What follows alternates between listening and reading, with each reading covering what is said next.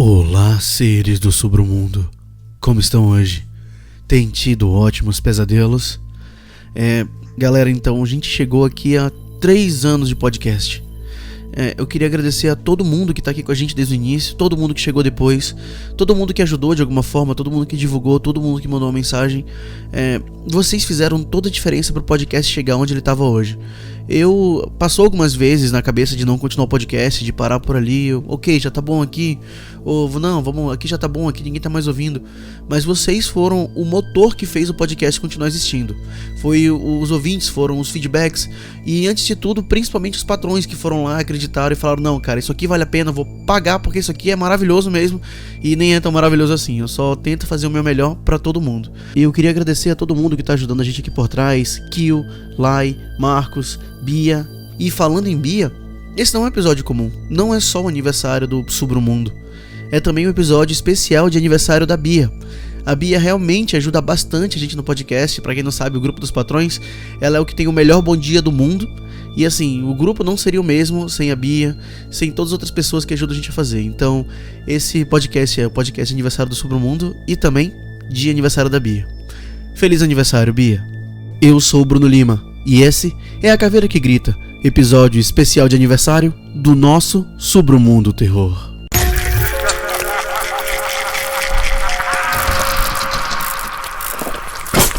Submundo Terror.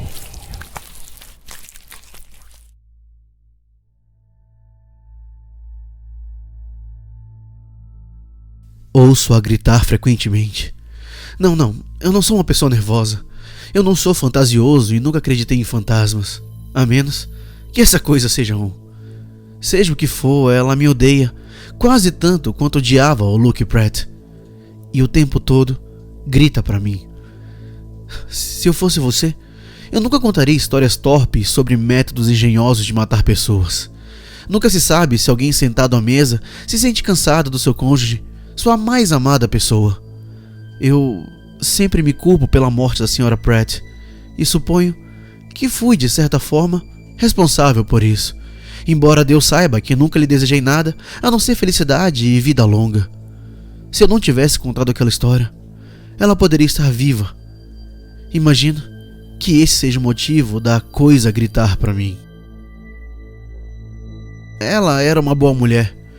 Tinha, apesar de tudo, um temperamento doce e uma voz suave e gentil. Mas lembro-me de ouvi-la gritar uma vez quando julgou que o filho tivesse morrido com o disparo de uma arma, embora todos soubessem que não estava carregada. Era o mesmo grito, exatamente o mesmo, com uma espécie de tremor acentuado no final. Compreende o que eu quero dizer? Era um grito simplesmente inconfundível. A verdade é que eu não tinha percebido que o médico e sua esposa não estavam em bons termos. Eles costumavam brigar de vez em quando na minha presença e muitas vezes notei a delicada Sra. Pratt ficar vermelha e morder forte os lábios para manter a calma, enquanto o Luke ficava pálido e dizia as coisas mais ofensivas. Ele era daquele jeito no jardim de infância. Eu lembro-me bem. E depois na escola também. Ele era meu primo, sabe? Por isso eu vim pra essa casa. Toda a família se extinguiu depois que ele morreu e que seu filho Charlie foi assassinado na África do Sul. Sim, é uma propriedade pequena e bonita, bastante conveniente para um velho marinheiro como eu se dedicar à jardinagem. Nós sempre lembramos de forma mais nítida dos nossos erros do que das nossas ideias mais inteligentes, não é? Eu muitas vezes notei isso. Uma noite, eu estava jantando com os Pratts quando lhes contei a história que mais tarde causaria mudanças profundas. Era uma noite úmida de novembro e o mar gemia.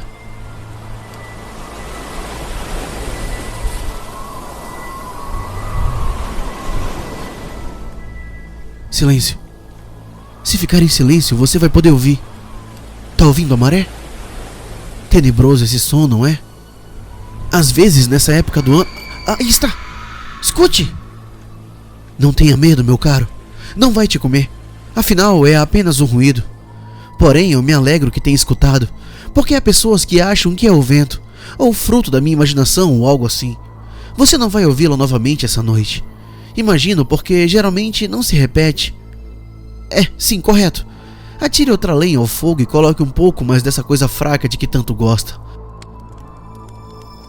Lembra-se do velho Blocklot, o carpinteiro daquele navio alemão que nos recolheu quando o Clontarf naufragou? Estávamos a 800 quilômetros de qualquer terra. O navio subia e descia como o pêndulo de um relógio. Ai dos coitados em terra firme essa noite, camaradas, bradou o velho Blacklot ao retirar-se para sua cabine com um reparador de velas. Eu penso nisso frequentemente agora que estou em terra firme para sempre. Sim, foi uma noite como esta quando eu estava em casa para um período de descanso, esperando a hora de lançar o barco em sua primeira viagem. Foi na viagem seguinte que Olympia quebrou o recorde, você se lembra? Mas aquilo marca a data. Era o início de novembro do ano de 1892.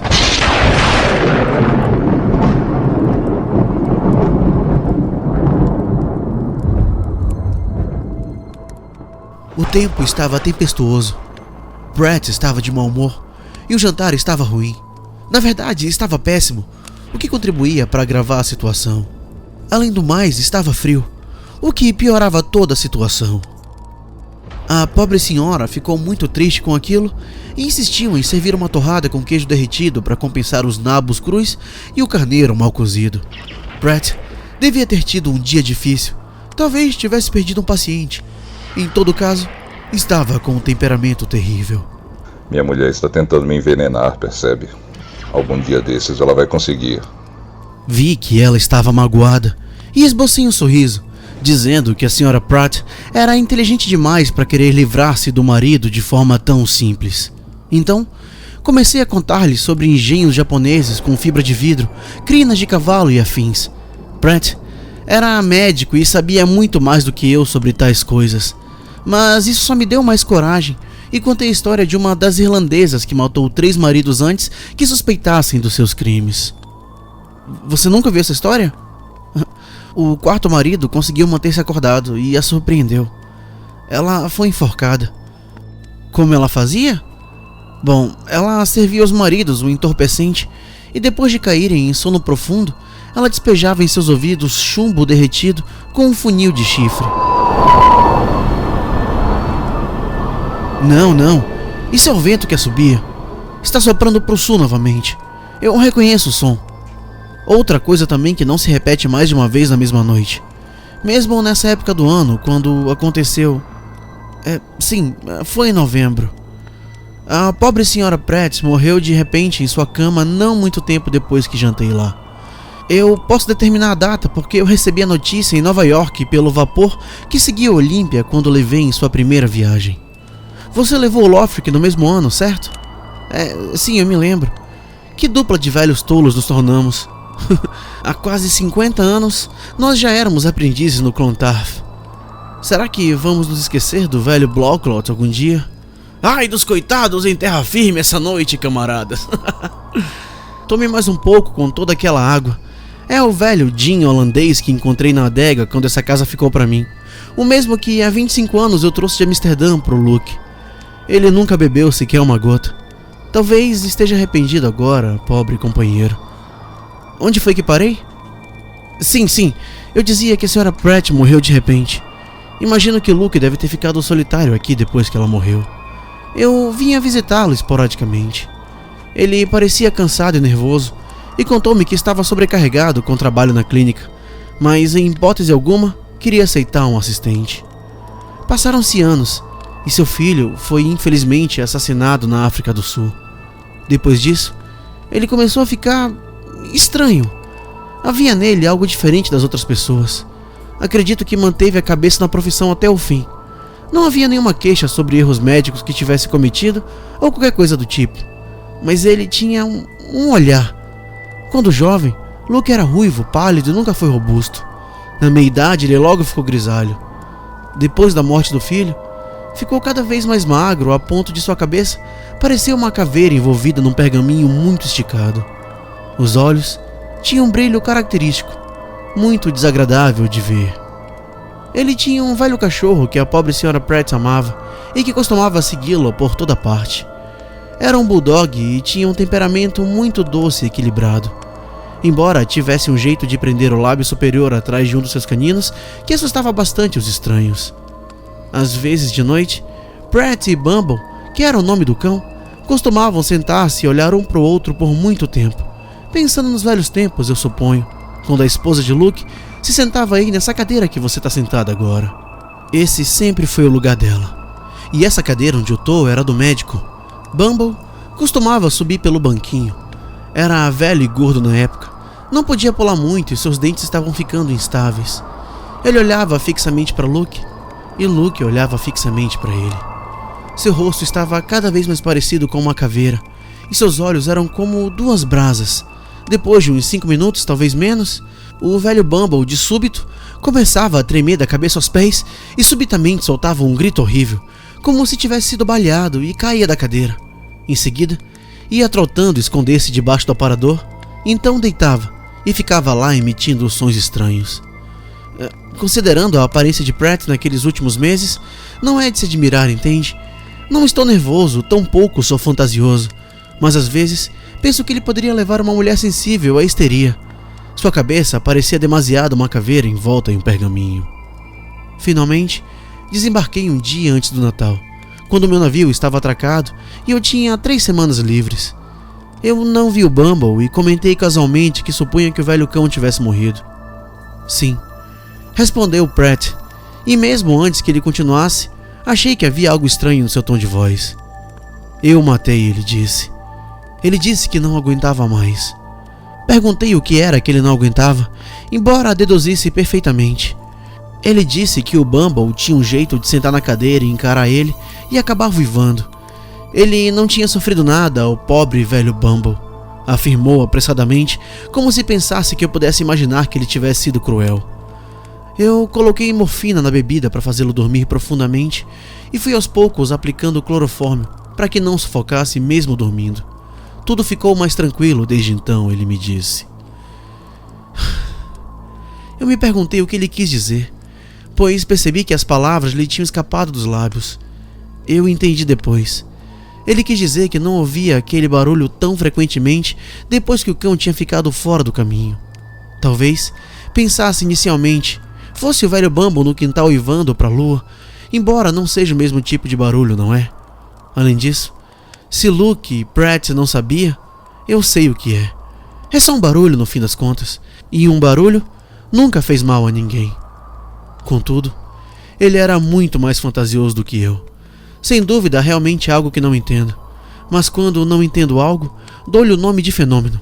E, diferente dele, não tomo por certo que tal fenômeno vai me matar. Como você ou qualquer homem que tenha estado em alto mar, decididamente não entendo tudo. Costumávamos falar de ondas gigantescas, por exemplo, e não sabíamos explicá-las. Agora nós as explicamos chamando-as de terremotos submarinos, e as dividimos em 50 teorias, das quais qualquer uma poderia tornar os terremotos inteiramente compreensíveis se soubéssemos o que eles são. Em uma ocasião, me vi em meio a um terremoto submarino. O tinteiro voou direto da mesa contra o teto da minha cabine. Aconteceu a mesma coisa com o Capitão Leck. Eu suponho que tenha lido essa história em seu livro sobre navegação. Muito bem. Se aquele tipo de coisa ocorresse em terra firme, nessa sala, por exemplo, uma pessoa nervosa falaria em espíritos e levitação e 50 coisas que não significam nada, em vez de apenas definir o acontecimento como um fenômeno ainda sem explicação. Essa é a minha opinião a respeito dessa voz, entende? Além disso, que provas há de que Luke matou a esposa? Eu não sugeriria jamais tal coisa a ninguém, somente, claro, a você. Afinal, não passava de coincidência o fato de a pobre senhora Pratt morrer subitamente na sua cama poucos dias depois que contei aquela história no jantar. Ela não era a única mulher a morrer assim. Luke buscou o médico da paróquia mais próximo e ambos concordaram que a causa de sua morte foi de um problema cardíaco. É bastante comum. Claro, havia a concha. Nunca contei isso a ninguém e gelei quando a encontrei no armário do quarto. Era nova. Uma pequena concha de ferro estanhado que não estivera no fogo mais do que 1 ou 2 vezes. Preso ao fundo, havia um pouco de chumbo derretido, cinzento, com impurezas solidificadas em cima. Mas isso não prova nada. O médico rural geralmente é um homem hábil que faz tudo sozinho, e Luke pode ter tido uma dúzia de razões para derreter chumbo em uma concha. Ele gostava de pescaria, por exemplo, e pode ter feito uma chumbada para uma noite de pesca. Talvez precisasse de um peso para o relógio do corredor ou algo parecido. Mesmo assim, quando encontrei a concha, tive uma sensação um tanto estranha, porque parecia muito com aquilo que eu tinha descrito quando lhes contei a história, entende? Afetou-me desagradavelmente e a joguei fora. Está no fundo do mar a 1,5 km da praia e vai estar muito enferrujada e difícil de reconhecer se por acaso for trazida pela maré. Luke deve tê-la comprado na vila há anos, porque o armazém ainda vende essas conchas. Suponho que sejam usadas para cozinhar. Em todo caso, não havia nenhuma razão para uma criada curiosa encontrar tal objeto jogado por aí com chumbo dentro e se perguntar o que seria e casualmente mencionasse o fato à criada que me ouviu contar a história naquele jantar, pois aquela jovem casou-se com o filho do encanador da vila e poderia muito bem se lembrar de tudo. Você me entende, não é? Agora que Luke Pratt está morto e enterrado ao lado da esposa, sob a lápide de um homem honesto, não devemos resolver assuntos que possam manchar sua memória. Estão ambos mortos e o filho deles também. Já houve muitos transtornos em volta da morte de Luke pelas circunstâncias de como foi. Você não sabe como foi? Uma manhã, ele foi encontrado morto na praia e houve um inquérito de um médico legista. Havia marcas na sua garganta, mas ele não tinha sido roubado. O veredito determinou que ele tinha morrido pelas mãos ou dentes de uma pessoa ou animal desconhecido. Metade do júri considerou que talvez um cão enorme, depois de tê-lo atirado ao chão, tenha mordido sua traqueia, embora não houvesse laceração na pele da garganta. Ninguém sabia a que horas ele tinha saído nem onde estivera. Foi encontrado de costas, acima da marca da maré alta, e debaixo da mão, uma velha caixa de chapéu que pertencera à esposa. Estava aberta, a tampa tinha caído. Ele parecia estar levando para casa um crânio na caixa. Os médicos gostam de colecionar essas coisas. O crânio tinha rolado para fora da caixa e parado ao lado da sua cabeça. Era um crânio extraordinário, bastante pequeno, muito bem formado e muito branco com dentes perfeitos. Quer dizer, o maxilar era perfeito, mas não havia mandíbula quando o vi pela primeira vez. Sim, encontrei esse crânio aqui quando cheguei. Veja, era muito branco e polido, como algo concebido para ficar sobre uma redoma de vidro. Ninguém sabia de onde veio nem o que fazer com ele, então o colocaram de volta na caixa de chapéu e guardaram na prateleira do armário no melhor quarto, e é claro que me mostraram quando tomei posse da casa. Levaram-me também à praia para me mostrarem o lugar exato onde Luke fora encontrado. E um velho pescador descreveu a posição do corpo e do crânio ao lado dele. Só não conseguiu explicar por que o crânio se havia deslocado a areia acima até a cabeça de Luke e não para baixo até seus pés. Naquele momento, isso não me pareceu estranho, mas desde então penso nisso com frequência, porque o lugar é muito íngreme. Eu levo você lá amanhã se quiser. Eu fiz uma espécie de túmulo de pedras lá depois. Quando ele caiu ou foi derrubado ou o que quer que tenha acontecido, a caixa bateu contra a areia. A tampa caiu, a coisa saiu e deveria ter rolado para baixo, mas isso não aconteceu. Ela estava ao lado da cabeça dele, quase a tocava e tinha a face voltada para o rosto de Luke. Digo, não me pareceu estranho quando o homem me fez o relato, mas não pude deixar de pensar nisso depois, muitas e muitas vezes, até que, ao fechar os olhos, eu imaginei a cena completa.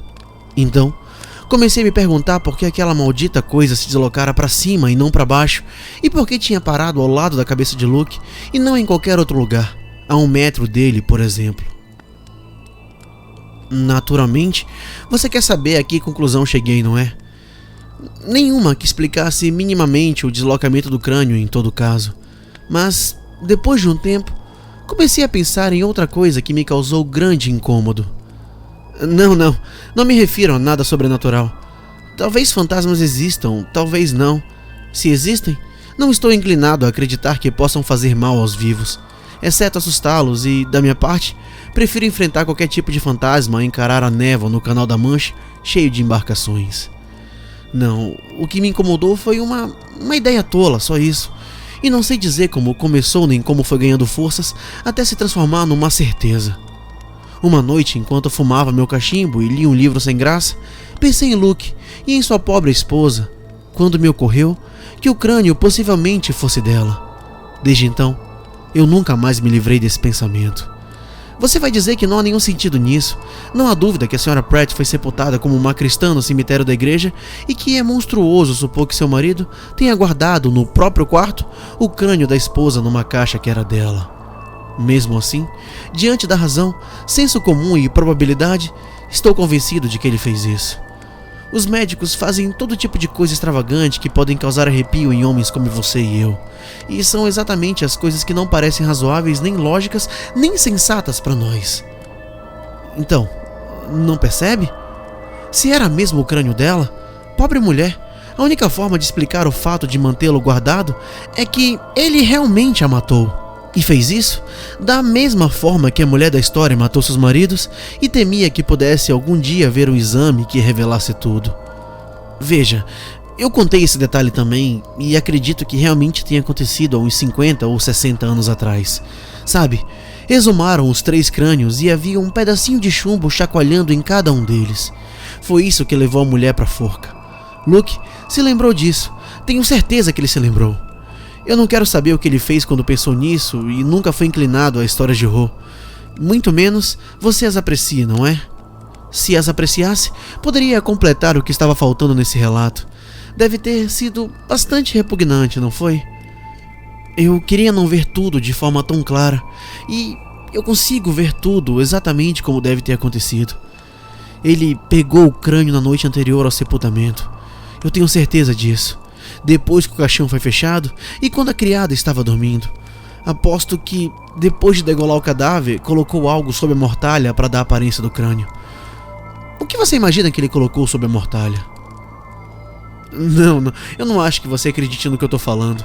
Primeiro digo que não quero saber o que aconteceu, que odeio pensar em coisas horrendas e em seguida descrevo tudo como se tivesse visto. Eu tenho certeza absoluta de que foi a bolsa de costura dela que ele colocou lá. Eu lembro-me dessa bolsa muito bem, pois ela sempre a usava à noite. Era feita de pelúcia marrom e, quando cheia, tinha um tamanho similar ao de uma... Ah, você entendeu. Sim, lá vou eu de novo. Pode rir de mim, mas você não vive aqui sozinho onde tudo aconteceu e não contou a Luke a história sobre o chumbo derretido. Eu não fico nervoso, eu garanto que não. Contudo, às vezes sinto que entendo por que algumas pessoas ficam. Eu fico pensando em tudo isso quando estou sozinho. Sonho com isso, e quando essa coisa grita...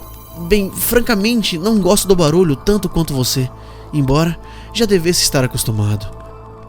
Eu não deveria ficar nervoso. Naveguei em um navio mal assombrado. 2/3 da população morreram de febre nos 10 dias depois de ancorarmos. Eu fiquei bem, durante o episódio e depois. Vi coisas horríveis também, assim como você e todos nós. Porém, nada nunca me abalou tanto quanto essa história. Veja, eu tentei me livrar dessa coisa, mas ela não quer. Insiste em ficar lá, em seu lugar, na caixa da Sra. Pratt, no armário do melhor quarto. Não é feliz em nenhum outro lugar. Como eu sei isso? É porque eu já tentei. Não acha que eu tentei, acha? Enquanto eu tava lá, grita só de vez em quando, geralmente nessa época do ano. Mas se a coloco do lado de fora da casa, ela grita a noite toda e nenhum criado permaneceria aqui mais de 24 horas. Pois é, muitas vezes fiquei sozinho e em uma delas fui obrigado a me arranjar sozinho por 2 semanas. Ninguém da vila jamais passaria uma noite sob esse teto agora. Quanto a vender o lugar ou até mesmo deixá-lo, isso está fora de questão. As velhas dizem que se eu ficar aqui, logo acabarei mal. Eu não tenho medo daquilo. Você ri diante da simples ideia de que alguém poderia levar tal absurdo a sério. Tem razão. É um completo absurdo, concordo com você. Afinal, eu não disse que era apenas um barulho quando você se assustou e olhou em volta como se esperasse ver um fantasma atrás da cadeira? Eu posso estar completamente equivocado sobre o crânio. E gosto de pensar que estou quando consigo. Pode ser apenas um bom exemplar que Luke arrumou em algum lugar há muito tempo, e talvez o que chacoalha dentro quando agitado seja apenas uma pedrinha, um pouco de argila dura ou qualquer outra coisa. Crânios que permaneceram muito tempo sob a terra geralmente tem algo dentro deles que chacoalha, certo? Não, seja o que for lá dentro, eu nunca tentei tirar. Receio que possa ser chumbo, não entende? E se for, eu não quero saber, pois eu prefiro não ter a certeza. Se realmente for chumbo, eu a terei matado tanto quanto se tivesse cometido o ato com minhas próprias mãos. Qualquer um pensaria assim, eu suponho. Enquanto eu não tiver certeza, tenho um consolo de dizer que talvez tudo isso não passe de um absurdo, que a Sra. Pratt teve uma morte natural e que o belo crânio pertencia a Luke desde seus tempos de estudante em Londres. Contudo, se eu tivesse certeza absoluta, creio que teria de deixar a casa. De fato, com toda certeza eu teria. Diante disso, tive de desistir de tentar dormir no melhor quarto, onde fica o armário. Você me pergunta por que não jogá-lo no oceano. Sim, mas, por favor, não o chame de fantasma confuso. Ela não gosta de ser insultada. Escute! Meu Deus, que grito! Eu avisei! Você tá pálido! Enche o cachimbo, arraste a cadeira para mais perto do fogo e tome outra bebida. O velho gin da Holanda nunca fez mal a ninguém. Eu já vi um holandês em Java beber meia garrafa de rum em uma manhã sem ao menos hesitar. Eu mesmo não bebo muito rum, porque não é bom para o meu reumatismo. Mas você não é reumático e a bebida não vai lhe fazer mal. Além disso, está uma noite muito úmida lá fora. O vento está uivando de novo e logo rumará para o sudoeste. Está ouvindo como as janelas balançam? Pelos gemidos da maré, a maré deve ter virado também. Não teríamos ouvido a coisa novamente se você não tivesse dito aquilo. Eu tenho certeza de que não. Assim, se prefere ver nesses eventos uma coincidência, fique à vontade, mas eu prefiro que não insulte a coisa novamente. Se não se importa, é claro. Pode ser que a pobre senhora ouça e fique magoada, entende? Fantasma? Não chamamos de fantasmas algo que podemos pegar nas mãos, olhar em plena luz do dia e perceber que chacoalha. Você chamaria? Mas se trata de algo que ouve e compreende. Disso não há dúvida. Eu tentei dormir no melhor quarto quando cheguei a essa casa, só porque era o melhor e o mais confortável, mas eu tive de desistir. Era o quarto deles e tem a cama grande onde ela morreu e o armário embutido perto da cabeceira à esquerda. É ali que ela quer permanecer, dentro de sua caixa. Eu só usei aquele quarto por 2 semanas depois que vim pra cá e acabei mudando pro quartinho lá embaixo, ao lado da sala de cirurgia, onde Luke costumava dormir quando esperava ser chamado por algum paciente durante a noite. Eu sempre dormi bem em terra firme. Eu preciso de 8 horas de sono das 23 às 7 de manhã, quando estou sozinho, da meia-noite às 8 da manhã, quando tenho companhia. Porém, eu não conseguia dormir depois das 3 naquele quarto. 3h17 para ser exato. De fato, cronometrei com meu velho relógio de bolso, que ainda marca a hora exata, e sempre despertava exatamente às 3h17. Eu me pergunto se foi nessa hora que ela morreu. Eu não acordava com um grito como esse que você ouviu. Se fosse, eu não teria ficado 2 noites na casa. Era só um início de grito. Parecia um gemido, uma respiração ofegante que durava alguns segundos no armário. Aquilo nunca me acordaria em circunstâncias normais, eu tenho certeza. Eu acho que você é parecido comigo nesse ponto, e nós somos como outras pessoas que já navegaram. Não existem sons naturais que nos perturbem, nem mesmo o barulho das velas içadas em um vendaval ou rolando com os cabos soltos diante do vento. Mas despertamos no instante se em nossa cabine um lápis rolar à deriva dentro da gaveta da mesa. Exatamente, você me entende? Pois bem, o barulho do armário não era mais alto do que isso, mas me acordava instantaneamente. Eu disse que era como um assobio. Sei o que quero dizer, mas é difícil explicar sem parecer que digo uma tolice.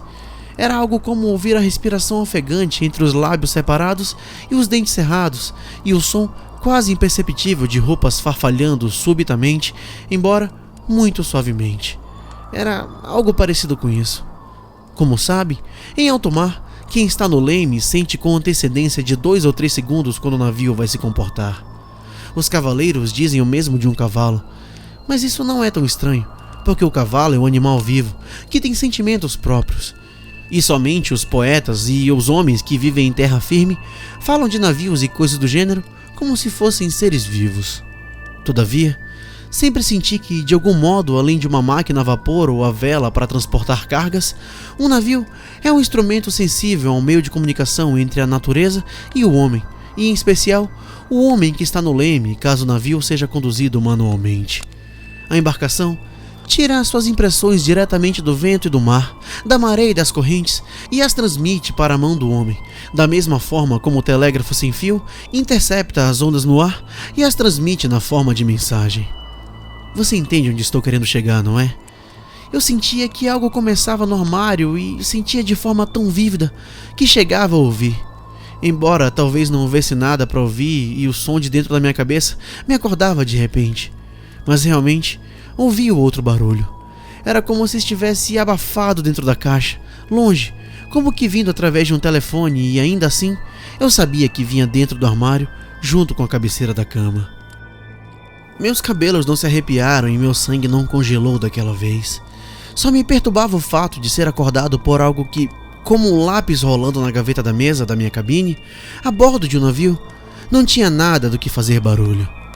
Como eu não entendi, simplesmente supus que o armário tivesse algum tipo de comunicação com o exterior por onde o vento entrara e gemera, emitindo uma espécie de barulho muito fraco. Acendi uma luz e olhei no meu relógio. Eram novamente 3h17. Então, virei pro lado direito e adormeci. Meu ouvido direito é o ouvido bom. Eu sou bastante surdo do esquerdo, pois ainda rapaz, ao mergulhar do alto da mezena, bati com ele contra a água. Coisa tola de se fazer, mas o resultado é muito conveniente quando há barulho e eu quero dormir. Aquela foi a primeira noite, e o mesmo aconteceu novamente e várias vezes depois. Mas não todos os dias, embora sempre na mesma hora e no mesmo instante. Algumas vezes eu estava dormindo sobre o meu ouvido bom, outras vezes não. Examinei o armário e não encontrei nenhuma fenda por onde pudesse entrar o vento ou qualquer outra coisa. A porta fecha perfeitamente. Deve ter sido feita para afastar as traças, eu suponho. Certamente, a senhora Pratt guardava ali suas roupas de inverno, já que persiste o cheiro de cânfora e de óleo de terebintina. Depois de 2 semanas, eu estava farto dos barulhos. Até então, eu tinha dito a mim mesmo que seria bobagem ceder à impressão e tirar a caveira do quarto. As coisas sempre parecem diferentes à luz do dia, não é mesmo? Mas a voz ficou mais alta. Eu suponho que podemos chamá-la de voz, e uma noite entrou também pelo meu ouvido surdo. Eu percebi quando despertei que meu ouvido bom estava mergulhado no travesseiro e eu não deveria ouvir nenhuma sirene naquela posição. Mas eu ouvi aquele barulho e aquilo me fez perder a calma. Talvez tenha também me assustado, pois esses 2 estados às vezes são simultâneos. Eu acendi a luz e levantei. Abri o armário, peguei a caixa e atirei pela janela o mais longe que pude. Então, meus cabelos se arrepiaram. A coisa gritou pelo ar como uma bala de canhão e foi cair do outro lado da estrada. A noite estava muito escura e eu não consegui vê-la cair, mas caiu para lá da estrada. A janela está exatamente sobre a porta da frente. São mais ou menos 13 metros até a cerca e a estrada tem 9 metros de largura. Há uma cerca viva mais adiante ao longo do terreno que pertence à paróquia.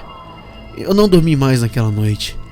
Depois que eu atirei a caixa pela janela, não passou meia hora e ouvi um grito lá fora, como aquele que ouvimos essa noite. Porém, muito pior, mais desesperado, eu diria.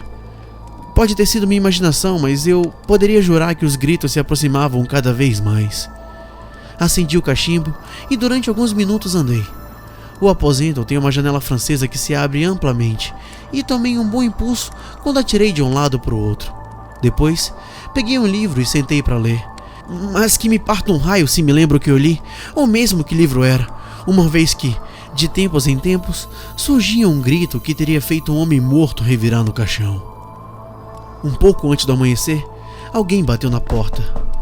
Não havia como confundir com qualquer outra coisa.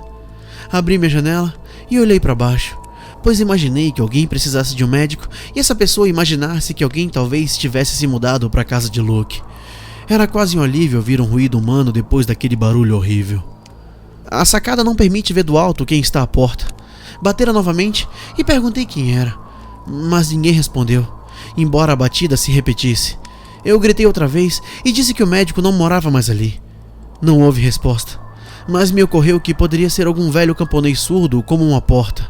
Naquele momento, eu peguei minha vela e desci para ver quem era. Eu lhe dou minha palavra que não estava pensando na coisa e tinha quase me esquecido dos outros barulhos. Desci, convencido de que encontraria alguém à porta com uma mensagem. Depositei a vela sobre a mesa da entrada para que o vento não apagasse quando eu abrisse a porta. Enquanto eu puxava o velho ferrolho, ouvi baterem mais uma vez. Agora que eu estava perto, percebi que o som não era alto, e sim estranho, oco, mas sem dúvida pensei que era uma pessoa querendo entrar. Não era. Não havia ninguém lá, mas quando abri a porta e fiquei de lado a fim de espiar lá fora, algo rolou para dentro, atravessou o umbral e parou nos meus pés. Eu recuei quando senti, pois já sabia o que era antes de olhar para baixo. Eu não sei dizer como eu sabia, e pareceu-me irracional, pois ainda tenho certeza de que a jogara do outro lado, bem longe. Além disso, quando saí pela manhã, vi a caixa além da cerca viva. Você pode pensar que a caixa se abriu quando eu a joguei e o crânio caiu, Mas isso é impossível, pois ninguém poderia tirar tão longe uma caixa de papelão vazia. Isso tá fora de questão. Seria como tentar arremessar uma bola de papel a 22 metros ou uma casca de ovo. Retomando, fechei e tranquei a porta do corredor. Recolhi a coisa com cuidado e a coloquei na mesa ao lado da vela. Fiz aquilo mecanicamente, como quem por instinto faz a coisa certa quando está em perigo, sem pensar, a menos que se faça o oposto. Pode parecer estranho, mas acredito que meu primeiro pensamento foi que alguém pudesse chegar e me ver ali, na soleira, com aquele crânio aos meus pés, um pouco de lado e com um dos olhos ocos virados para o meu rosto, como se me acusasse. E quando estava sobre a mesa, a luz e a sombra da vela brincaram na cavidade dos olhos, que pareciam abrir-se e fechar-se para mim. Em seguida, a vela se apagou inesperadamente, embora a porta estivesse trancada e não houvesse a menor corrente de ar. Queimei pelo menos uma dúzia de fósforos antes de conseguir acendê-la novamente. Sentei-me de repente, sem saber bem o porquê. Provavelmente eu estava muito assustado e, claro, talvez você admita que não é vergonhoso ter medo. A coisa tinha voltado para casa e queria retornar para o seu armário lá em cima. Sentei-me em silêncio, fitei-a por um minuto e logo me senti congelar. Em seguida, coloquei-a de volta em seu lugar e me lembro de ter falado com ela e prometido que ela teria sua caixa novamente quando amanhecesse. Eu sei. Quer saber se eu fiquei no quarto até amanhecer? Sim. Todavia, mantive o fogo aceso e fiquei sentado fumando e lendo, provavelmente para afugentar o medo. Medo certo e inegável, e você não precisa chamar isso de covardia, porque não é a mesma coisa. Eu poderia não ter ficado sozinho com aquilo, mas levei-a pro armário. Teria morrido de medo, embora eu não seja mais medroso do que outras pessoas. Diabos, homem! A coisa atravessou a estrada sozinha, subiu os degraus da porta e bateu para entrar. Quando amanheceu, calcei as botas e saí para buscar a caixa. Tive de andar um bom bocado junto ao portão e ir perto da estrada até encontrar a caixa aberta, pendurada, do outro lado da cerca viva. Estava presa pelo cordão sobre os galhos, a tampa tinha caído e estava no chão. Aquilo mostrava que a caixa se abrira só depois de se deter entre os galhos. Se não se abrira, assim que a lancei, o que estava dentro dela teria ido além da estrada também. Foi isso. Levei a caixa lá para cima, coloquei o crânio dentro e tranquei no armário. Quando a criada trouxe meu café da manhã, disse que lamentava, mas precisava ir embora e não se importava de perder o salário do mês. Olhei para ela e vi que seu rosto estava branco, com um matiz meio amarelado e meio esverdeado. Eu fingi surpresa e perguntei qual era o problema. Porém, de nada adiantou, pois ela retorquiu querendo saber se eu pretendia ficar em uma casa mal assombrada e quanto tempo eu esperava continuar vivo se a resposta fosse sim, pois embora ela tivesse notado que eu às vezes ouvia mal, nem assim acreditava que eu conseguisse dormir com tantos gritos, e se conseguia, porque entre 3 e 4 horas da manhã eu estava andando pela casa e tinha aberto e fechado a porta da frente. Não havia nenhuma resposta para aquela pergunta, já que ela tinha ouvido tudo, de modo que partiu e me deixou sozinho. Eu fui até a vila pela manhã e encontrei uma mulher que estava disposta a fazer o trabalho de casa e preparar meu jantar, contanto que pudesse voltar para casa todas as noites. Quanto a mim, mudei-me para outro aposento no andar térreo naquele dia e desde então nunca mais tentei dormir no melhor quarto da casa. Pouco depois eu consegui 2 criadas escocesas de meia idade, vindas de Londres, e as coisas ficaram calmas por um tempo.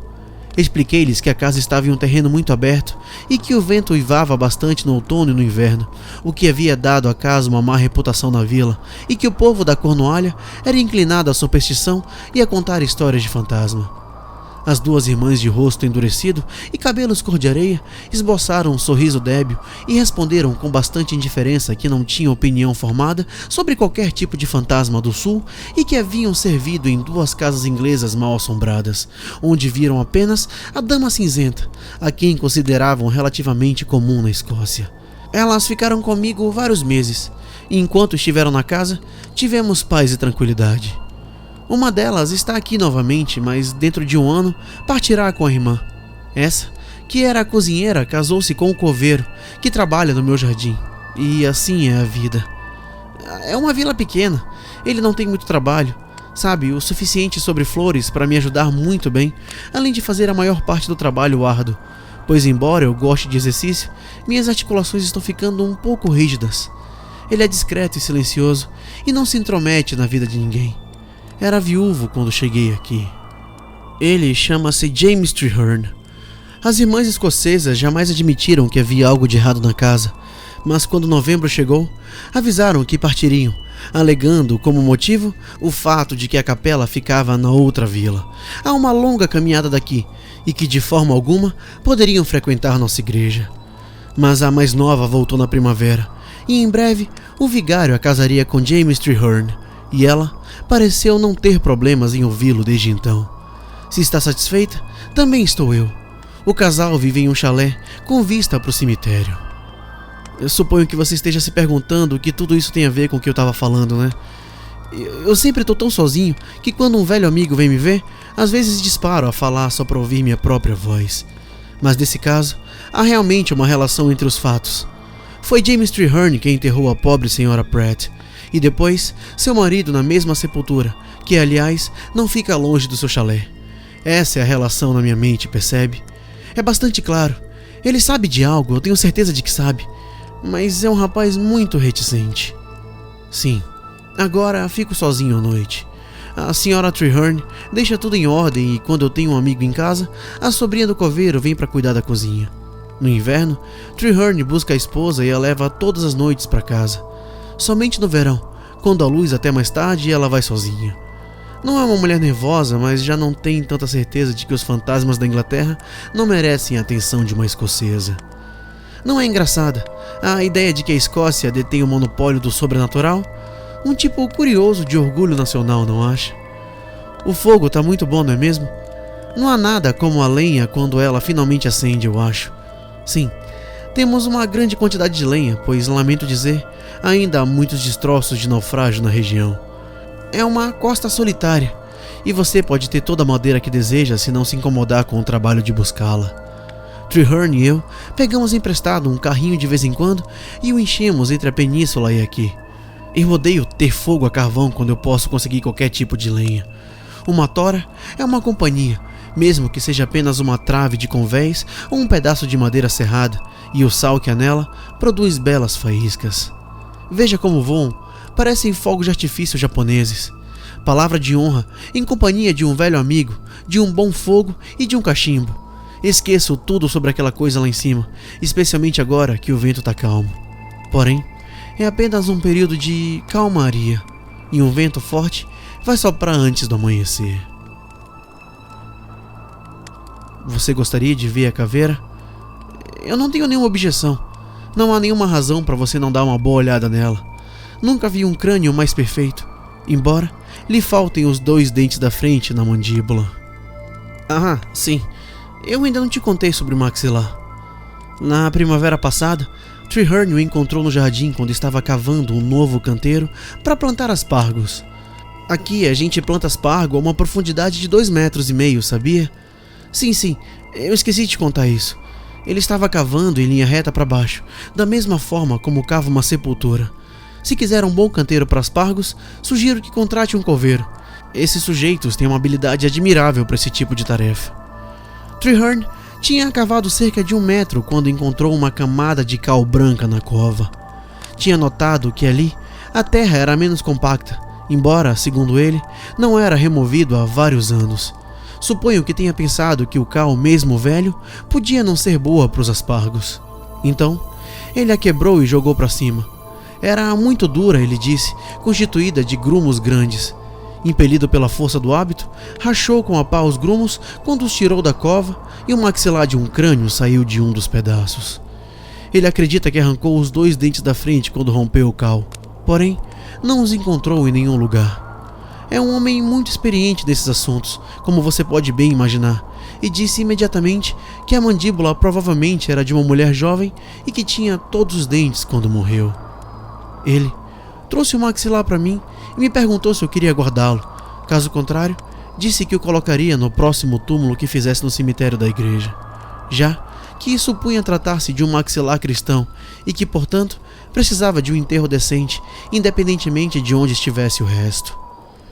Eu disse a ele que os médicos muitas vezes colocavam ossos em cal virgem para branqueá-los completamente. Eu supunha que o Dr. Pratt antigamente tivesse mantido um pequeno poço de cal no jardim para essa finalidade. Treherne, naquele momento, me olhou calmamente. Talvez essa mandíbula se encaixe naquele crânio que está no armário lá em cima, senhor, ele me disse. Talvez o Dr. Pratt tenha colocado o crânio no cal para branqueá-lo, ou algo assim, e quando o tirou, deixou para trás a mandíbula. Há cabelos humanos grudados no cal, senhor. Eu notei que havia, e foi isso que Treherne disse. Se ele não suspeitava de nada, por que raios teria sugerido que a mandíbula poderia encaixar no crânio? Aliás, encaixou. Isso prova que ele sabe muito mais do que aparenta. Você acredita que ele viu a defunta antes que fosse enterrada? Ou talvez quando sepultou Luke no mesmo túmulo? Ora, é inútil repassar esse assunto, não acha? Eu disse que guardaria a mandíbula com o crânio. Levei-a para cima e encaixei no lugar. Não restava a menor dúvida de que pertencia um ao outro. E juntos, eles ainda estão. Treherne sabe muitas coisas. Há algum tempo, estávamos falando em trocar gesso da cozinha e ele se lembrou casualmente de que isso não era feito desde a semana em que a Sra. Pratt tinha morrido. Não mencionou que o pedreiro talvez tivesse deixado algum resto de cal no lugar, embora pensasse isso, nem que era o mesmo cal que tinha encontrado quando cavava um canteiro para os aspargos. Ele sabe demais. Treherne é um daqueles camaradas silenciosos que sabem tirar suas próprias conclusões. Aquele túmulo fica bem atrás do seu chalé, a curta distância e reforço. Ele é um dos homens mais rápidos que já vi manejando uma pá. Se quisesse saber a verdade, poderia, e ninguém mais ficaria sabendo, a menos que ele resolvesse contar. Em um vilarejo tranquilo como o nosso, as pessoas não vão passar a noite no cemitério da igreja para ver o que o coveiro anda fazendo entre as 10 da noite e o amanhecer. O que é horrível de pensar é o motivo de Luke se ele realmente o fez. Sua certeza de que ninguém descobriria e, acima de tudo, sua extraordinária coragem.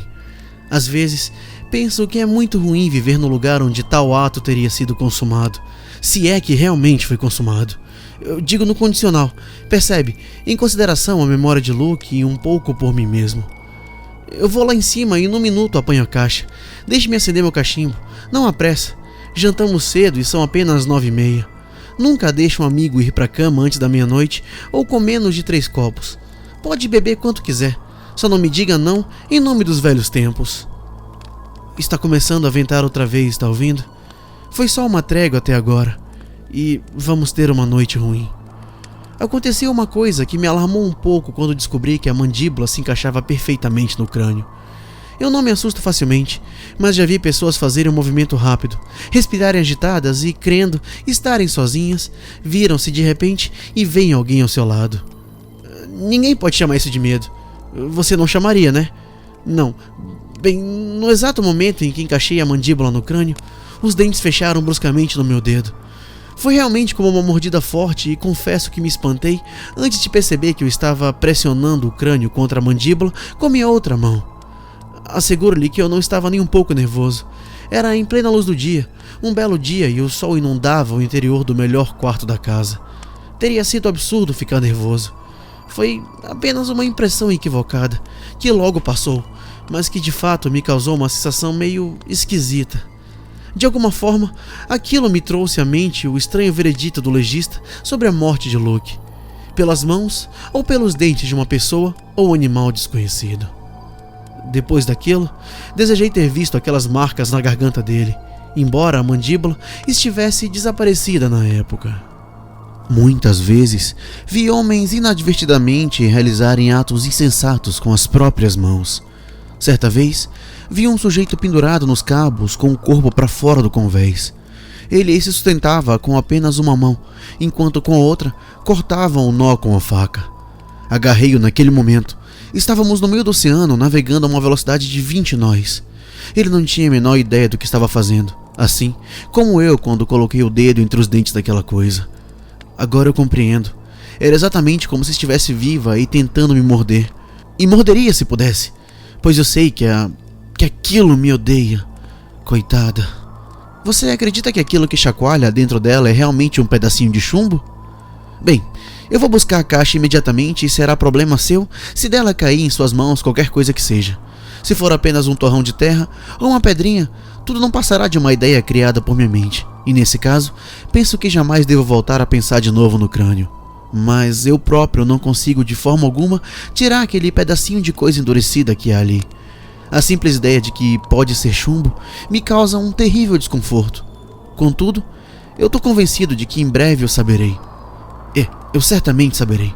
Tenho a certeza de que Treherne sabe, mas ele é um sujeito muito, muito discreto. Bom, eu vou subir agora para buscá-la. O quê? Acha melhor ir comigo? Acha que eu tenho medo de uma caixa de chapéu e de um barulho? Que tolice. Essa vela que não acende. Como se essa coisa ridícula conhecesse seu destino. Veja isso. Já é o terceiro fósforo. Acendem rápido quando se trata do meu cachimbo. Aqui, tá vendo? É uma caixa nova. Estava na lata onde guardo os mantimentos para protegê-los da umidade. Acho que vou acender o danado na lareira. Em todo caso, ali o fogo não se apagará. O pavio da vela pode estar úmido, não é? Ok, ele crepita um pouco, mas agora ficará aceso. Queima como qualquer outra vela, não é? O fato é que as velas não são muito boas por aqui. Eu não sei de onde elas vêm, mas ocasionalmente tem uma chama fraca e esverdeada que cospe pequenas faíscas e muitas vezes me irrito porque se apagam sozinhas. É inevitável, pois falta muito para termos eletricidade em nossa vila. É realmente muito fraca essa luz, não é? Acha que é melhor deixar a vela com você e eu pegar a lamparina? Eu não gosto de levar lamparinas lá para cima, essa é a verdade. Eu nunca derrubei nenhuma, mas sempre acho que isso pode acontecer e é muito perigoso. Além disso, já estou bastante acostumado com essas velas péssimas. Você poderá também terminar de tomar sua bebida enquanto eu pego o crânio, pois eu não pretendo deixá-lo ir para a cama sem que tenha bebido ao menos 3 taças. Você também não vai precisar dormir lá em cima. Eu reservei a velha sala de estudo junto à sala de cirurgia. É lá que eu durmo. O fato é que eu nunca deixo um amigo dormir lá em cima agora. O último homem que dormiu lá foi Crackenthorpe. Ele disse que ficou acordado a noite toda. Lembra do velho Crack? Ele se agarrou à marinha e o promoveram ao almirante. Sim, eu tô indo agora, eu sei. A menos que a vela se apague. Eu não poderia deixar de perguntar se você lembrava de Crackenthorpe. Teríamos caído na gargalhada se alguém dissesse que aquele magrelo tolo seria o mais bem-sucedido dentre nós todos, não é mesmo? Você e eu, a gente se deu mal. Mas agora realmente vou lá. Eu não quero que você pense que eu tô adiando ir lá pra cima porque eu tô com medo ou alguma coisa assim. Como se houvesse algo a temer. Se eu estivesse com medo, seria franco com você e lhe pediria que me acompanhasse. Só um momento.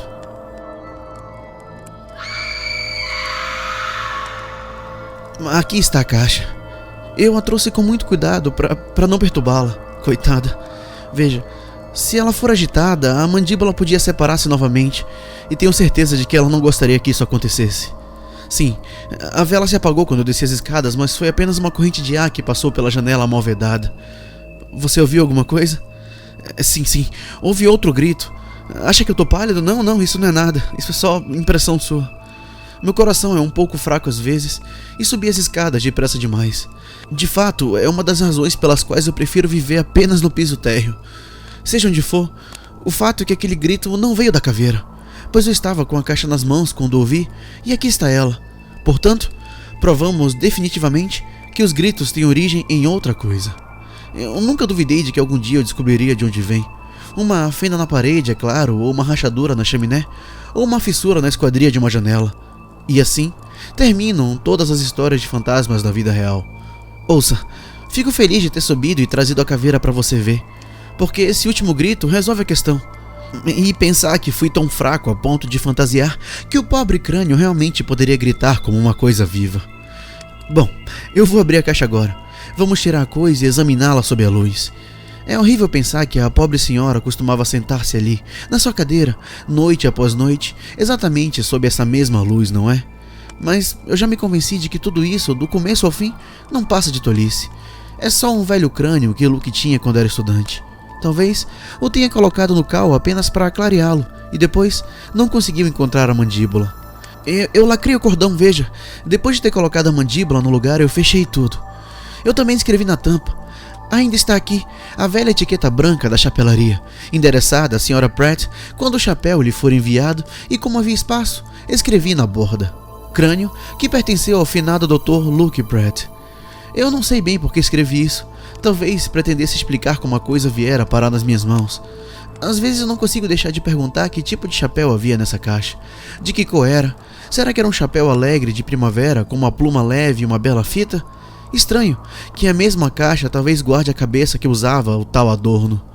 Não, já nos convencemos de que esse crânio saiu do hospital em Londres, onde Luke fez sua residência. É muito melhor ver tudo por esse prisma, não é? Não há nenhuma relação entre o crânio e a pobre Sra. Pratt. Como não havia entre minha história sobre o chumbo e... Meu Deus! Pega a lamparina! Não deixa ela apagar! Eu vou trancar a janela num segundo! Que vento forte! Apagou! Eu avisei que ia apagar! Não importa! A gente tem a luz da lareira. Eu já fechei a janela, o trinco tá entreaberto. A caixa foi jogada pra fora da mesa? Onde diabo ela tá? Lá! A janela não se abrirá novamente, pois eu coloquei a tranca. É uma tranca como se fabricava antigamente. Não há nada igual. Agora procure a caixa enquanto eu acendo a lamparina. Malditos fósforos! Uma tira de papel seria muito melhor. Acender na lareira? Eu não tinha pensado nisso, obrigado. Vamos lá, vamos acender na lareira. Agora, onde está a caixa? Sim, coloque-a de volta na mesa e vamos abri-la. Que eu saiba, essa é a primeira vez que o vento abre aquela janela. Mas foi descuido da minha parte. Quando a fechei pela última vez... Sim, claro que eu vi o grito. Parece que contornou toda a casa antes de entrar pela janela. Isso prova que é sempre o vento e nada mais, não é mesmo? Quando não era o vento, era a minha imaginação. Sempre fui um homem muito fantasioso. Devo ter sido a vida toda, embora não soubesse disso. Conhecemos melhor a nós mesmos à medida que envelhecemos, não sabia? Eu vou beber uma dose de gin puro, excepcionalmente já que você está enchendo o seu copo. Essa rajada úmida me gelou, e com minha tendência reumática, receio ficar resfriado, pois o frio, depois que se instala, às vezes, parece grudar em minhas juntas e lá ficar o inverno todo. Minha nossa, que coisa boa! Vou só acender o cachimbo agora que está tudo confortável novamente. E então, abriremos a caixa. Eu tô tão feliz por termos ouvido esse último grito juntos, com a caveira aqui na mesa entre nós, porque uma coisa não pode estar em 2 lugares ao mesmo tempo, e o grito veio certamente de fora, como também vem de fora o som do vento. Você pensou ouvir o grito atravessar a sala depois que a janela se abriu abruptamente, não foi? Ah, eu também, mas isso é bastante natural, pois tudo estava aberto. Claro que o que ouvimos foi o vento. O que poderíamos esperar? Olha aqui, por favor. Eu quero que veja antes de abrirmos a caixa que o lacre está intacto. Quer meus óculos emprestados? Não, você tem os seus, está bem. O lacre está intacto, como vê. E deve também conseguir ler facilmente as palavras na cera. Manso e leve. É um verso de um poema de Tennyson que suplica ao vento do mar ocidental: sopra-o de volta para mim, e coisas do gênero. A chancela está aqui na corrente do meu relógio de bolso, onde o levo há mais de 40 anos. Foi presente de minha pobre esposa quando estávamos namorando e nunca tive outro. Era típico dela lembrar esses versos. Sempre gostou muito de Tennyson. É inútil cortar o cordão. Está fixado a caixa. Vou quebrar a cera e desatar o nó, depois selamos de novo. Está vendo? Gosto de saber que a coisa está segura em seu lugar e que ninguém pode pegá-la. Não que eu suspeite que Treherne possa mexer aqui, mas eu pressinto que ele sabe muito mais do que aparenta. Veja, consegui tirar o lacre sem romper o cordão. Quando a fechei, não esperava abrir novamente. A tampa sai com bastante facilidade. Aí está. Veja. O quê? Não tem nada dentro? Vazia! Sumiu! Homem, a caveira sumiu! Não é nada de errado comigo. Eu tô apenas tentando organizar meus pensamentos. É tão estranho. Eu tenho certeza absoluta de que estava aí dentro quando coloquei o lacre na primavera passada. Eu não posso ter imaginado isso. É totalmente impossível. Se de vez em quando bebesse com um amigo, poderia admitir que cometi um erro tão idiota. Porém, eu não bebo assim e nunca bebi. Uma caneca de cerveja no jantar e meia dose de rum na hora de dormir foi o máximo que já bebi em meus melhores dias. Acredito que somos nós, camaradas sóbrios, que sempre sofremos de reumatismo e gota. O fato é que a caixa estava lacrada e agora está vazia. Isso é mais do que evidente. Eu não gosto nem um pouco disso. Isso não está certo. Há algo errado nisso. Essa é apenas minha opinião, é claro, mas eu consigo sentir. Você não precisa me falar sobre manifestações sobrenaturais, pois eu não acredito nelas, nem um pouco. Alguém deve ter adulterado o selo e roubado o crânio. Às vezes no verão, quando saio para trabalhar no jardim, deixo meu relógio e corrente sobre a mesa. Treherne deve ter tirado o selo da minha ausência e depois usado meu relógio, pois sabia com certeza que eu estaria fora durante pelo menos 1 hora. Se não foi o Treherne? Não me fale sobre a possibilidade de que a coisa tenha saído sozinha da caixa. Se isso aconteceu, deve estar escondida em algum canto da casa, esperando. Podemos dar de cara com ela, esperando por nós em qualquer lugar, não acha? Apenas esperando na escuridão. Então ela vai gritar pra mim no escuro, pois ela me odeia, eu tô te dizendo, ela me odeia. A caixa tá completamente vazia. Nenhum de nós tá sonhando. Olha, eu vou virá-la. O que é aquilo? Algo caiu quando a virei. Está no chão, perto de seus pés. Sei que está, temos de encontrar. Ajude-me, amigo. Achou? Pelo amor de Deus, me entregue-me rápido. Chumbo. Eu sabia que era quando o vi cair. Pelo ruído surdo que fez eu cair no tapete, eu sabia que não podia ser outra coisa. Então, era chumbo afinal. E Luke de fato fez isso. Eu estou abalado. Não exatamente nervoso, sabe, mas gravemente abalado, e isso é fato. Qualquer um ficaria, eu acho. De qualquer modo, você não pode dizer que é medo da coisa, pois subi e a trouxe aqui pra baixo. Ou pelo menos acreditava estar trazendo-a aqui pra baixo, o que é a mesma coisa. Minha nossa, em vez de ceder a essas tolices, vou levar a caixa lá pra cima novamente. Vou colocá-la de volta no lugar. Não é isso. É a certeza de que a pobre mulher se foi dessa forma por minha culpa, porque eu contei a história. E isso é que é terrível. De alguma forma, sempre tive a esperança de que nunca teria certeza absoluta disso, mas não nos resta dúvida agora. Veja isso, veja, essa pelotinha disforme de chumbo. Pense no que ele fez, amigo. Não lhe causa arrepios? Ele deu a ela algo para fazê-la dormir, claro, mas deve ter havido um momento de terrível agonia. Pense em ter chumbo derretido despejado em seu cérebro. Pense nisso. Ela estava morta, antes que pudesse gritar, mas apenas pense. Aí está de novo. É lá fora, certamente. Sei de fato que é lá fora. Eu não consigo tirar isso da cabeça. Você achou que eu tivesse desmaiado? Não. Eu queria, pois isso teria logo cessado. É muito certo dizer que é apenas um barulho, e que um barulho nunca fez mal a ninguém. Você também tá branco como uma mortalha. Há apenas uma coisa a ser feita. Temos de encontrá-la, colocá-la de volta na caixa e fechá-la no armário, onde ela gosta de ficar. Não sei como saiu, mas ela quer entrar novamente. É por isso que está gritando tanto essa noite. Ela nunca gritou assim de forma tão hostil. Nunca desde que eu... Enterrá-la? Sim. Se conseguirmos encontrá-la, vamos enterrá-la mesmo que nos leve a noite toda. Vamos enterrá-la a 2 metros de profundidade e pisar bem na terra, para que nunca mais possa sair. Dificilmente vamos escutar se ela gritar essa profundidade. Rápido, vamos pegar a lanterna e procurá-la. Ela não deve estar longe. Tenho certeza de que está logo ali fora. Estava querendo entrar quando fechei a janela e... Eu sei, sim, você tem toda a razão. Eu estou perdendo o juízo e preciso controlar-me. Deixe-me quieto por uns minutos. Vou sentar e fechar os olhos e repetir uma coisa que eu sei. Essa será a melhor maneira. Somar a latitude e a altitude, a distância polar, dividir por 2 e subtrair a altitude da metade da soma. Em seguida, adicionar o logaritmo da secante da latitude, a cossecante da distância polar, o cosseno da metade da soma e o seno da metade da soma menos altitude. Isso. Não diga que eu perdi o juízo. A minha memória tá muito boa, não tá? Claro. Você pode dizer que isso é mecânico e que nunca esquecemos as coisas que aprendemos quando meninos, se as usamos quase todos os dias durante a vida toda. Contudo, eis a verdadeira questão. Quando o homem está ficando louco, é a parte mecânica da sua mente que se danifica e não funciona direito. Ele se lembra de coisas que nunca aconteceram, vê coisas que não são reais ou ouve barulhos quando tudo está em perfeito silêncio. Isso não é o que está acontecendo com nenhum de nós dois, certo? Venha, vamos pegar uma lanterna e dar uma volta na casa. Não tá chovendo, é só um pé de vento, como a gente costumava dizer. A lanterna tá no armário, embaixo da escada, no corredor, e eu sempre a mantenho em condição de uso por caso de alguma necessidade. Você acha que é inútil procurar a coisa? Eu não entendo como pode dizer isso. Foi tolice pensar em enterrá-la, é claro. Ela não quer ser enterrada, quer voltar para sua caixa e ser levada lá, coitada. Treherne deve tê-la tirado da caixa, tenho certeza, e fechado o lacre de novo. Talvez a tenha levado para enterrá-la e pode até ter feito isso com boa intenção.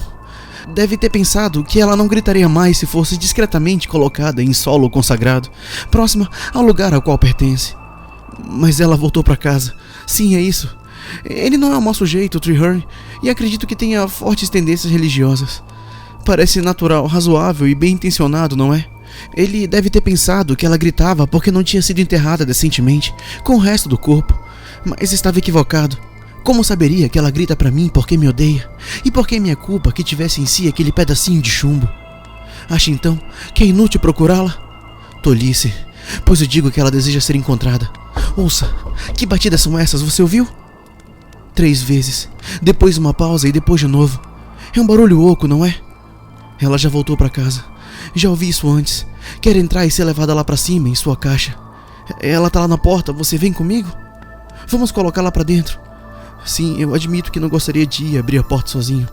A coisa vai rolar e parar junto ao meu pé, como já fez antes, e a luz se apagará. Eu estou profundamente abalado por ter encontrado aquele pedaço de chumbo, e além disso, meu coração está disparado. Talvez abusei do tabaco forte, e além disso, devo admitir que eu estou um pouco nervoso essa noite, como eu nunca estive antes. Isso mesmo, venha comigo. Vou levar a caixa para não ter de voltar. Ouviu a batida? Não é como qualquer outra batida que já ouvi. Se você segurar essa porta aberta, eu posso encontrar a lanterna debaixo da escada, apenas com a luz da sala, e não precisarei levar a lamparina para o salão, pois lá ela se apagaria. A coisa sabe que estamos indo, ouça. Ela está impaciente para entrar. Aconteça o que acontecer, não feche a porta até que a lanterna esteja pronta. Eu suponho que teremos as dificuldades de sempre com os fósforos. Diabos, o primeiro já falhou, e aquilo já quer entrar, então não haverá problema. Tudo bem com aquela porta agora. Pode fechá-la, por favor. Agora venha, segure a lanterna, pois o vento está soprando tão forte lá fora que terei de usar ambas as mãos. É isso, mantenha a luz embaixo. Ainda está ouvindo as batidas? Lá vai. Vou abrir apenas o suficiente e pôr o pé na parte de baixo da porta. Agora! Pegue-a! Foi só o vento que soprou pelo chão, só isso! Parece um furacão lá fora! É o que lhe digo, você a pegou!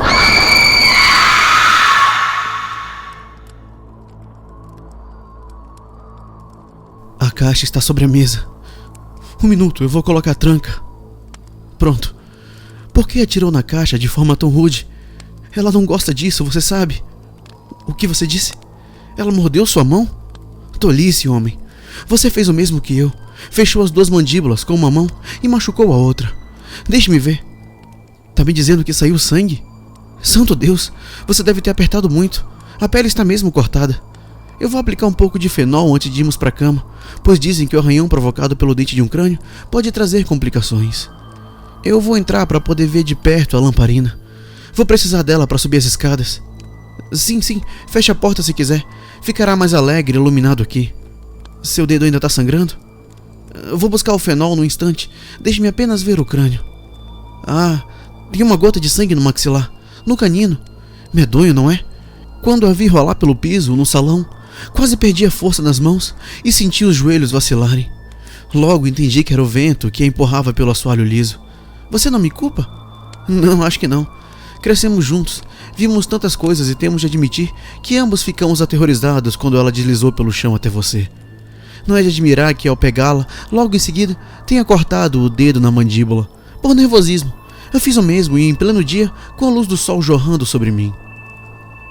É estranho que a mandíbula e o maxilar fiquem grudados, não é? Suponho que seja a umidade, pois elas se fecham como uma morsa. Limpei a gota de sangue. Não era agradável olhar para ela. Eu não vou tentar abrir a boca, não se preocupe. Não vou fazer mais nada com a coitada.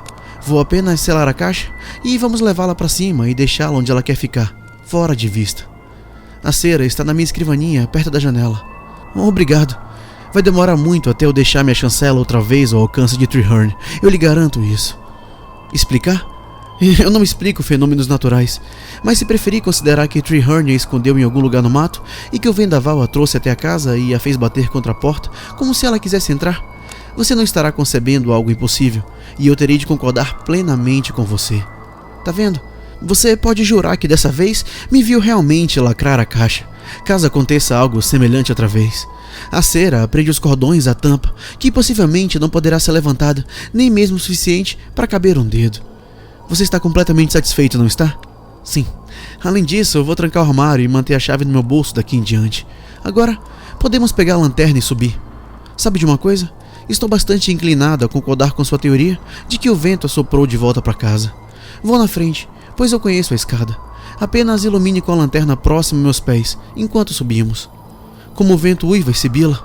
Notou a areia no chão, na sola de seus sapatos, quando cruzamos o salão? Sim, essa é a porta do melhor quarto. Levante a lanterna, por favor. Desse lado, próximo à cabeceira da cama. Deixei o armário aberto quando peguei a caixa. Não é estranho como o leve odor de roupas femininas pode pairar durante anos em um velho armário? Essa é a prateleira. Viu? Coloque a caixa ali e agora me verá girar a chave e guardá-la no meu bolso. Pronto. Boa noite. Tem certeza de que está confortável? É um quarto comum, mas ouso dizer que pegará no sono mais rápido aqui do que se dormisse lá em cima essa noite. Se quiser alguma coisa, chame. Há apenas um tabique de ripas e gesso entre nós. Desse lado, o vento não é tão forte. O gin está sobre a mesa, caso queira outro gole antes de dormir. Não? Bem, fique à vontade. Boa noite novamente e não sonhe com aquela coisa se você puder.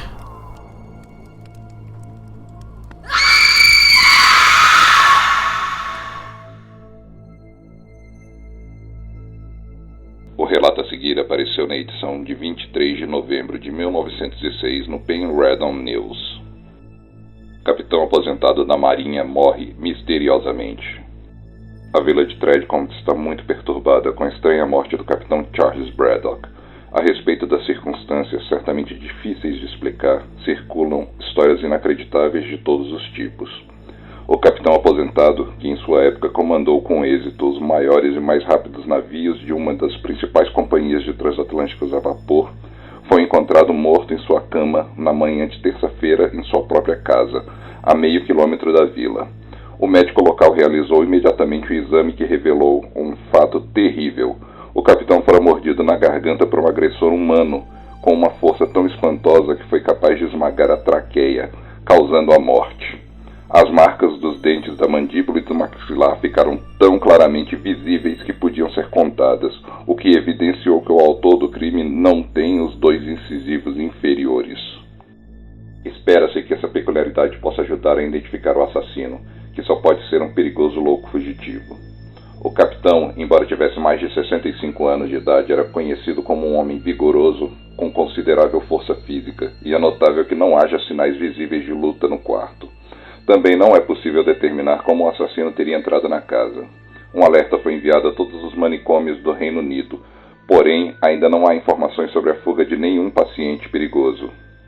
Os legistas chegaram ao veredito um tanto singular de que o capitão Braddock encontrou a morte pelas mãos ou dentes de uma pessoa não identificada. Mencionou-se que o cirurgião local expressou em particular a opinião de que o maníaco seria uma mulher. A conclusão a que chegou baseou-se no pequeno tamanho da boca, como indicavam as marcas de dentes. Todo o caso está envolto em mistério. O capitão Braddock era viúvo e morava sozinho. Ele não deixa filhos. Gostaram da história, seres do submundo? Eu espero que todo mundo tenha gostado desse episódio um pouco maior, mas ainda não acabou. A gente tem algumas mensagens dos patrões ainda. Prontos para ouvir? Vamos lá? Oi pessoal, eu sou a Bia e sou uma das patroas do Submundo. O podcast alcança agora mais um ano de vida e essa é uma comemoração de todos nós. Do Bruno, que sempre se esforça para entregar o melhor dos episódios, para gravar, para editar. Para os patrões que estão sempre aí ajudando, dando dica, conversando no grupo. Para você que compartilha, que escuta, que mostra para os amigos, que faz esse podcast crescer cada vez mais. Então, essa é uma conquista de todos nós e é uma comemoração de todos nós. Para o Submundo, com mais um ano de vida e que venham aí muitos e muitos, muitos mais. Olá, seres do Submundo, aqui é a Vitória. Sou uma patroa muito ausente, porém eu tô sempre de olho nas novidades e em tudo que rola e nos casts também. O Bruno sabe, comento tudo, sou super fã. Eu queria parabenizar o Bruno pelos 3 anos do cast, agradecer muito por animar minhas manhãs, tardes e agora noites de trabalho. Sem ele, meu trabalho seria um tédio. Muito obrigada, Bruno, por cada história e parabéns novamente pelo ótimo trabalho que você tem fazendo, desde o primeiro cast até as histórias mais atuais. Só tenho muito orgulho de você e parabéns. Parabéns a toda essa família que se tornou. E, se você quiser também, venha ser um patrão. Vocês não vão se arrepender. É isso. Beijo. Tchau, tchau. Bom dia, meu nome é Lucas e primeiramente eu queria agradecer ao Bruno por estar fazendo nesse ótimo trabalho. Desde o primeiro momento que eu escutei esse cast, para mim, já se tornou um preferido. Queria contar um caso que aconteceu aqui comigo.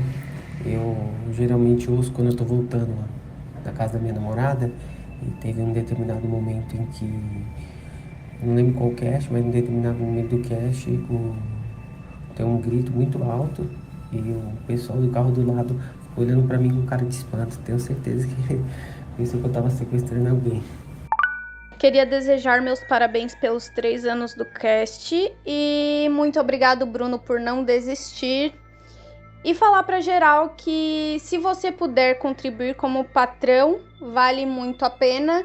Você ganha um cast a mais por semana, fora fazer parte do grupo dos patrões, que é muito, muito, muito massa. Sobre o Mundo é um podcast incrível. Ser patrão é uma honra, principalmente no quesito de poder contribuir com esse trabalho e com a sua evolução. Acredito que, como fez por muito tempo diferença para mim, também vai fazer diferença na vida de muitas outras pessoas. Valeu aí, Sobre o Mundo!